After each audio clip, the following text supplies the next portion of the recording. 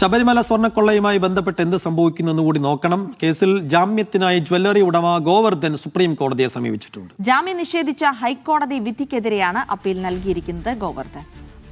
അരവിന്ദ് വിവരങ്ങൾ നൽകും. അരവിന്ദ്, ഇപ്പോൾ ഗോവർദ്ധൻ സ്വർണ്ണക്കൊള്ള കേസിലെ പ്രതിയാണ്. സുപ്രീം കോടതിയിൽ എത്തിയിരിക്കുന്നു ജാമ്യത്തിനായി. ഹൈക്കോടതി നേരത്തെ ജാമ്യം നിഷേധിച്ചതാണ്, അതിനെതിരെയാണ് ഹർജി. അപ്പോൾ കുറ്റപത്രം സമർപ്പിക്കാത്തതടക്കം ചൂണ്ടിക്കാട്ടിയുള്ള വാദമായിരിക്കും ഉണ്ടാവുക, അല്ലേ?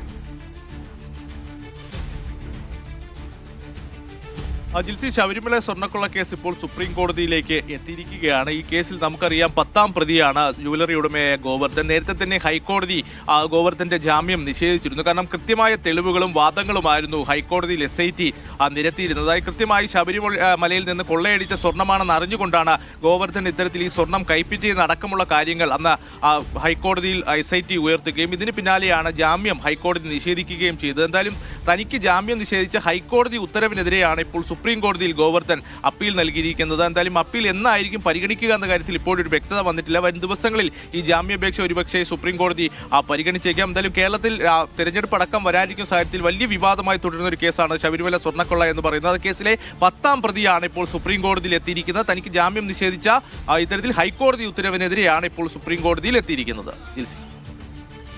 ശരി, അരവിന്ദാണ് വിവരങ്ങൾ നൽകിയത്.